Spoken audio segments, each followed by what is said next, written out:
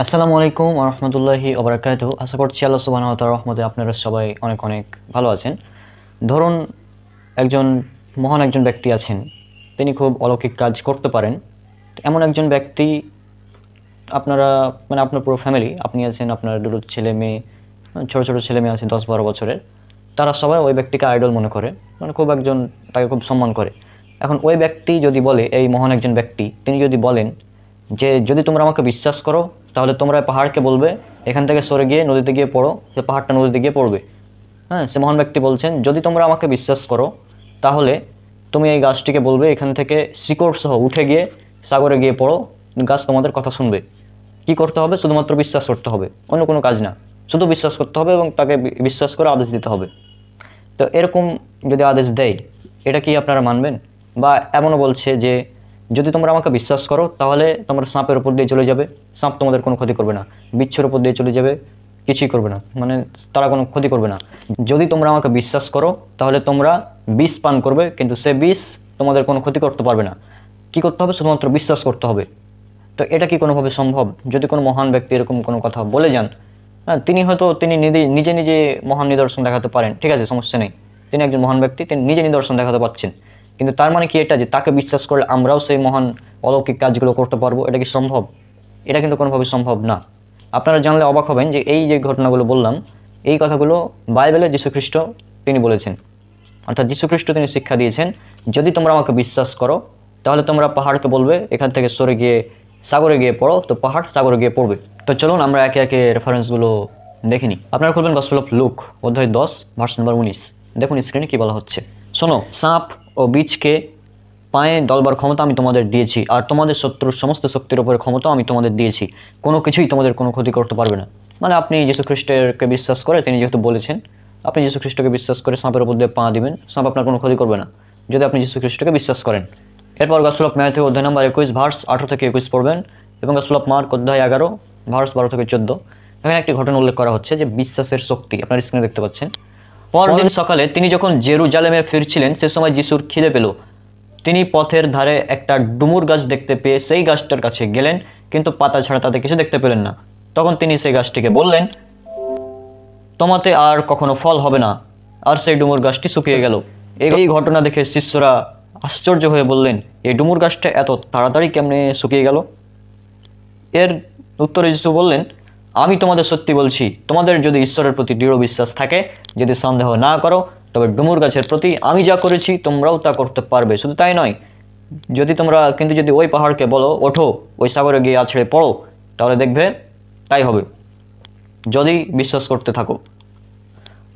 চিন্তা করুন, যীশু খ্রিস্ট বলছেন যদি ঈশ্বরে বিশ্বাস করো তাহলে তুমি ওই পাহাড়টিকে বলবে এখান থেকে উঠে গিয়ে ওই সাগরে গিয়ে পড়ো, তাহলে সেটাই হবে। আজীব ব্যাপার, এটা কেমন শিক্ষা ভাই?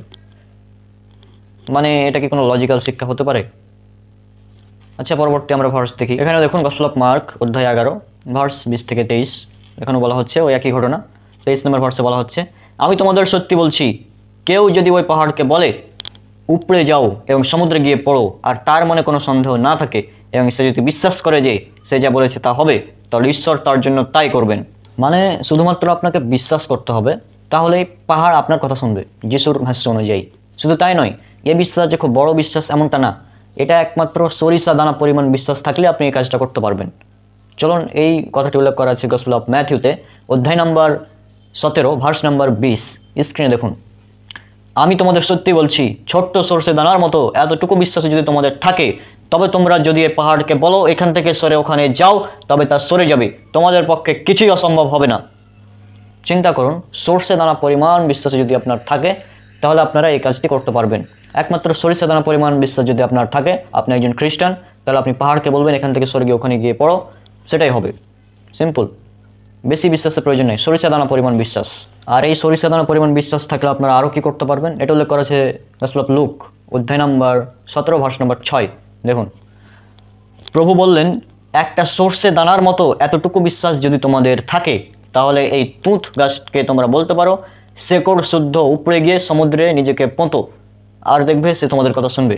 মানে আপনি যদি প্রভুর প্রতি, যিশুর প্রতি যদি আপনি সরষে দানা পরিমাণ বিশ্বাস করেন, আপনার যদি সরিষা দানা পরিমাণ বিশ্বাসটা থাকে, তাহলে আপনি তুঁত গাছটিকে বলবেন যেখান থেকে উঠে যাও, উঠে গিয়ে সমুদ্রে গিয়ে পোঁতো, সেটাই হবে।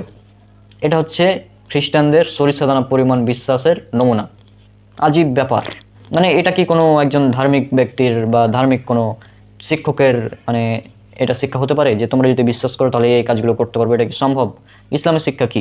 ইসলামের শিক্ষা হচ্ছে যে আল্লাহ রসুল বলেছেন, উল্লেখ করা আছে সহিহ মুসলিমে হাদিস নাম্বার 59, সুনান আবু দাউদ হাদিস নাম্বার 4676, সুনান তিরমিজি হাদিস নাম্বার 2614, ইমানের 70-এর অধিক শাখা রয়েছে। সহিহ বুখারীতে বলা হয়েছে ইমানের 60-এর অধিক শাখা রয়েছে।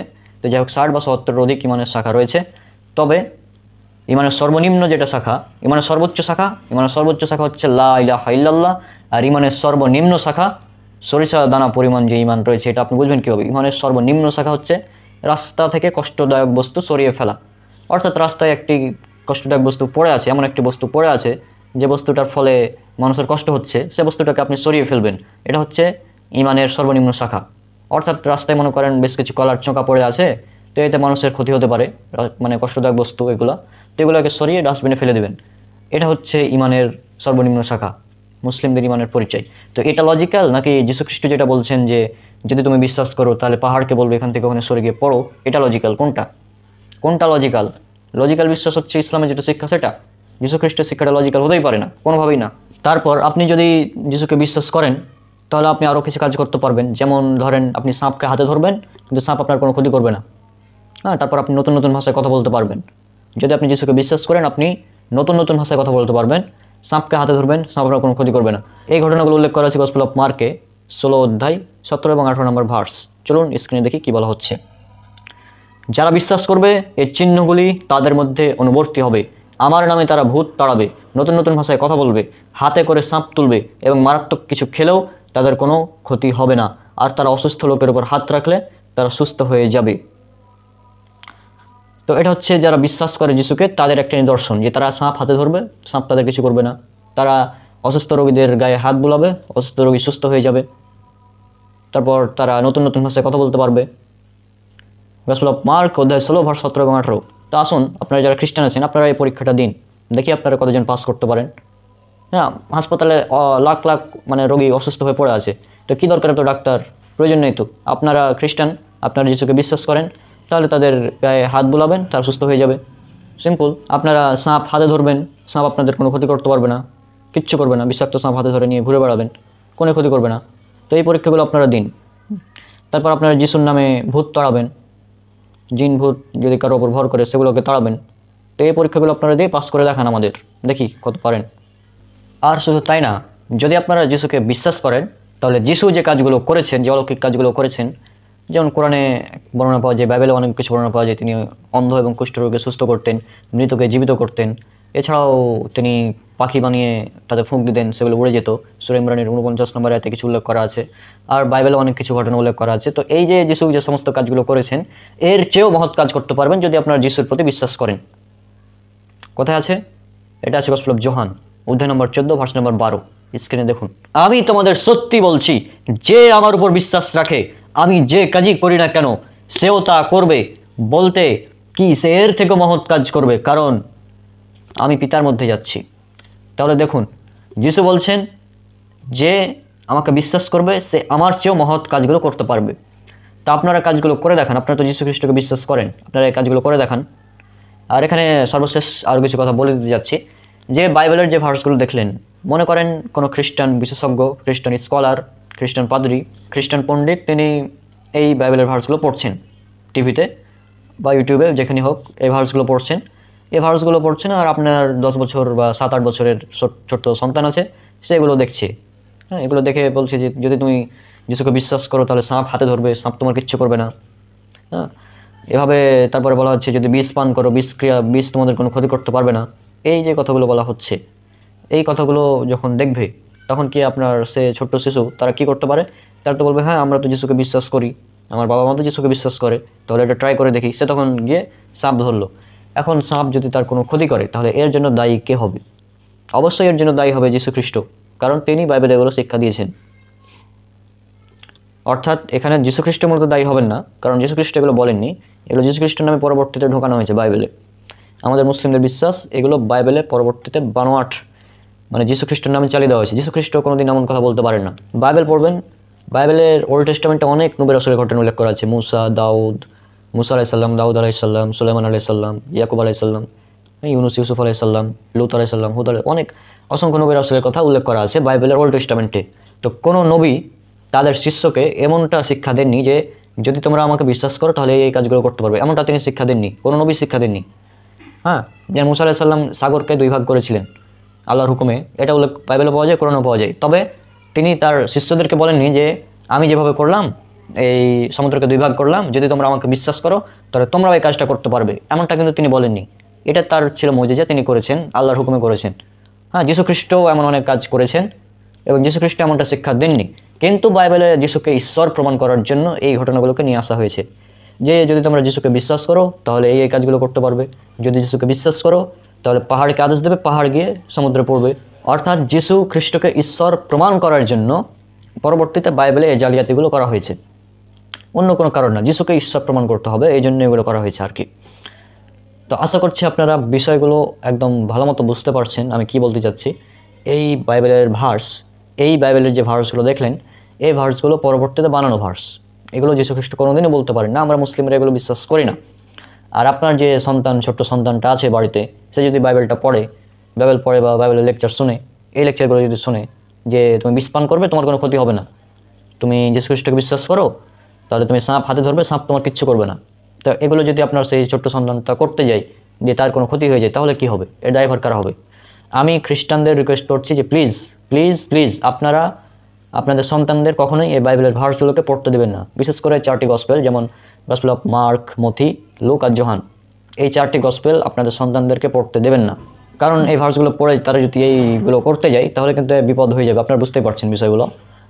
আর যেই ভার্সগুলো যদি কোথাও পড়া হয় তাহলে আপনারা তাকে এগুলো শুনতেও দেবেন না, কারণ সে যীশুকে বিশ্বাস করে যদি এরকমটা করে তাহলে তার ক্ষতি হবে এবং তার ক্ষতির জন্য দায়ী হবে যীশু খ্রিস্ট, বা বাইবেল যিনি লিখেছেন তিনি এর জন্য দায়ী হবেন। হ্যাঁ, এই মার্ক, মথি, জন আর লুক এনারা দায়ী হবেন এই বাইবেলের এই ভার্সগুলো দেওয়ার কারণে। তো আসুন, যীশু খ্রিস্ট বলেছেন যে তুমি সত্যকে অনুসন্ধান করো, সত্য তোমাকে মুক্তি দিবে। গসপেল অফ জন অধ্যায় 8 ভার্স নম্বর 32। তাই আসুন, ইসলাম হচ্ছে সত্য, ইসলামে রয়েছে লজিক্যাল সব কিছু। যীশু খ্রিস্টর ব্যাপারে ইসলামে অনেক কথা বলা হয়েছে। আমরা মুসলিমরা খ্রিস্ট বিরোধী না, আমরা যীশু খ্রিস্টকে ভালোবাসি এবং যীশু খ্রিস্টকে ভালোবাসা আমাদের ঈমানের একটি গুরুত্বপূর্ণ অংশ। যে কোনো ব্যক্তি যদি যীশু খ্রিস্টকে আল্লাহর নবী এবং রাসূল হিসেবে না মানে সে মুসলিম নয়। কাজেই যীশু খ্রিস্টকে মেনে চলা, যীশু খ্রিস্টকে বিশ্বাস করা আমাদের ঈমান, আমাদের ঈমানের দাবি। আমরা যীশু খ্রিস্টকে বিশ্বাস করি যে তিনি আল্লাহর একজন নবী এবং আল্লাহর একজন রাসূল ছিলেন। কিন্তু আপনারা খ্রিস্টানরা যীশু খ্রিস্টকে ঈশ্বর বানানোর জন্য উঠে পড়ে লেগেছেন, এটা আসলে ঠিক না। হ্যাঁ, যীশু খ্রিস্টের এই ভার্চুয়াল আপনারা বুঝতে পারছেন এবং ইললজিক্যাল। যে আর যদি সত্যি হয় তাহলে আপনারা এই পরীক্ষাগুলো দেন, হাসপাতালে অনেক রোগী পড়ে আছে, তাদের কাছে গিয়ে শুধু গায়ে হাত বুলাবেন, রোগী সুস্থ হয়ে যাবে, কারণ আপনি একজন খ্রিস্টান আর আপনি বিশ্বাসী খ্রিস্টান। তো এগুলো আপনারা করে দেখান। তারপর সাপ হাতে নেবেন, সাপ আপনাদের কোনো ক্ষতি করবে না। তারপর আপনার পাহাড়কে সরাতে হবে না, পাহাড়কে সরানোর আসলে প্রয়োজন নেই, গাড়িতে অনেক জ্যাম থাকে, রাস্তায় অনেক কার অ্যাক্সিডেন্ট হয়, এই হয় সে হয়। তো মনে করেন কোনো একটি অ্যাক্সিডেন্ট হয়ে একটি কার রাস্তাতে পড়ে গিয়েছে, তো আপনার তো কিছু করতে হবে না, ক্রেন দিয়ে তোলার করতে প্রয়োজন নেই। আপনি একজন খ্রিস্টান, আপনি শুধু বলবেন যে গাড়ি তুই এখানে আছিস, এখান থেকে উঠে রাস্তায় চলে আয়, হয়ে যাবে, কারণ আপনি একজন বিশ্বাসী খ্রিস্টান। তারপর আসলে যদি আপনি একজন বিশ্বাসী খ্রিস্টান হয়ে থাকেন তাহলে বাইবেলের যে পরীক্ষাগুলো আছে এগুলো দিয়ে দেখান। আপনি বিষ পান করবেন, কোনো আপনার ক্ষতি হবে না। আপনি সাপ হাতে ধরবেন, আপনার কোনো ক্ষতি হবে না। আপনি নতুন নতুন ভাষায় কথা বলবেন। আপনি একজন আমেরিকান, আপনি ইংলিশ বুঝেন, আপনি বাংলা ভাষা জানেন না, বুঝেন না, আর আমি আপনার সাথে বাংলায় কথা বলবো, আর আপনি যদি বিশ্বাসী হন তাহলে আপনি বাংলায় কথা বলতে পারবেন, কারণ যিশু বলেছেন যে নতুন নতুন ভাষায় কথা বলতে পারবে যে আমাকে বিশ্বাস করবে। তা আপনারা এগুলো করে দেখান, এগুলো আপনাদের নিদর্শন থাকবে বিশ্বাসীদের। মুসলিমদের নিদর্শন কি? রাস্তা থেকে কষ্টদায়ক বস্তু সরিয়ে ফেলবে, এটা হচ্ছে নিদর্শন। হ্যাঁ, মুসলিম নিদর্শন হচ্ছে রাস্তা থেকে কষ্টদায়ক বস্তু দেখলে সেটাকে সরিয়ে ফেলতে হবে, এটা হচ্ছে ইমানের সর্বনিম্ন শাখা এবং এটা একদম লজিক্যাল। তবে আপনাদের যেগুলো কথা বলা হচ্ছে এগুলো আসলে ইললজিক্যাল কথা। পাহাড়কে সরাতে হবে, আপনাদের পাহাড়কে সরাতে হবে, তুঁত গাছকে শিকড় শ্রদ্ধা উঠিয়ে তারপরে সাগরে পুঁততে হবে। হ্যাঁ, শুধুমাত্র আপনারা আদেশ করবেন না, তারা কাজগুলো করবে আপনাদের আদেশে। আসলে এই কথাগুলো পুরোটাই ইললজিক্যাল, যেটা আপনারা পুরো ভিডিও দেখে বুঝতে পেরেছেন। তো আশা করছি, আর আপনারা যারা খ্রিস্টান আছেন আমি ভিডিও শেষে আবারও রিকোয়েস্ট করছি যে আপনারা কখনোই এই কাজগুলো করতে যাবেন না, এবং আপনাদের ছোটো ছোটো সন্তান যারা আছে আপনাদের মাসায় যদি 10, 8, 9 বছরের সন্তানরা থাকে, তাহলে তাদের সামনে এই বাইবেলের ভার্সগুলো পড়বেন না, তাদেরকে পড়তেও দেবেন না। হ্যাঁ, তারা যখন 18+ হবে, প্রাপ্তবয়স্ক হবে, তখন তাদেরকে বাইবেলের ভার্সগুলো পড়তে দেবেন, তখন হয়তো তেমন কিছু হবে না। কিন্তু এই অল্প বয়সে যদি এটা করে তাহলে অনেক সমস্যা হতে পারে। যেমন কিছুদিন আগেই, বেশ কিছু বছর আগে, একটি খুব ফেমাস অনুষ্ঠান হতো ভারতের, শক্তিমান নামক। তো এই শক্তিমান অনুষ্ঠান দেখে ছোট ছোট বাচ্চারা তারা ভাবতো যে আমি ছাদ থেকে লাফ দেবো, শক্তিমান এসে আমাকে বাঁচিয়ে নেবে, কিন্তু এমনটা আসলে হতো না। এবং এরকম অনেক অ্যাক্সিডেন্ট হয়েছে, এমনটা রিপোর্টও পাওয়া গিয়েছিল, এবং পরবর্তীতে শক্তিমান ব্যানও করে দেওয়া হয়েছিল। হ্যাঁ, এটা আপনারা জানেন অনেকেই। তো এটা হচ্ছে কথা, যে আপনি যীশু খ্রিস্টকে বিশ্বাস করেন, বিশ্বাসের পরীক্ষা দিতে গিয়ে নিজেই নিজের জীবন শেষ করে দিচ্ছেন। হ্যাঁ, আসলে এমনটা করা উচিত না। আপনারা বুঝতে পারছেন এই বাইবেলের এই ভার্সগুলো বানানো ভার্স। হ্যাঁ, এগুলো পরবর্তীতে ঢোকানো হয়েছে যীশু খ্রিস্টর নামে। তাই আসুন, এগুলো সব মিথ্যা। আল্লাহ বলেছেন সূরা বনী ইসরাইল, সূরা নাম্বার 17, আয়াত নাম্বার 81, ওয়াকাল জাল হাক্কু ওয়াজাহাকাল বাতিল ইন্নাল বাতিলা কানা জাহুক। বলো, সত্য এসেছে এবং মিথ্যা বিলুপ্ত হয়েছে, আর মিথ্যা তো তার প্রকৃতিগত কারণেই বিলুপ্ত হবে। সুতরাং এই বাইবেলের ভার্সগুলো, এগুলো মিথ্যা, এগুলো বিলুপ্ত হবেই, কারণ এগুলো মিথ্যা, এগুলো ইললজিক্যাল প্রমাণিত হয়ে গেল। তো আজকে বিদায় নিচ্ছি। বাইবেলে এরকম আরও অনেক ইললজিক্যাল কথাবার্তা আছে, ইনশাল্লাহ সামনে এগুলো নিয়ে আলোচনা করা হবে। আমাদের খ্রিস্টান সিরিজ ইনশাল্লাহ চলতে থাকবে। সবাই আমাদের জন্য অনেক অনেক দোয়া করবেন। আর খ্রিস্টান যারা রয়েছেন তাদেরকে বলছি যে আমরা মুসলিমরা খ্রিস্ট বিরোধী নই। বারবার বলছি, আমরা যীশু খ্রিস্টকে ভালোবাসি, তবে যীশু খ্রিস্টের নামে যে আপনারা বাইবেলে এগুলো নিয়ে এসেছেন, এগুলোর প্রতিবাদ করছি আমরা এই সিরিজের মাধ্যমে, এটা বুঝতে হবে। সুতরাং আজকে আমরা বিদায় নিচ্ছি। সবাই আমার জন্য অনেক অনেক দোয়া করবেন। আজকে বিদায় নিচ্ছি, ইনশাআল্লাহ দেখা হবে পরবর্তী ভিডিওতে। আসসালামু আলাইকুম ওয়া রাহমাতুল্লাহি ওয়া বারাকাতুহু।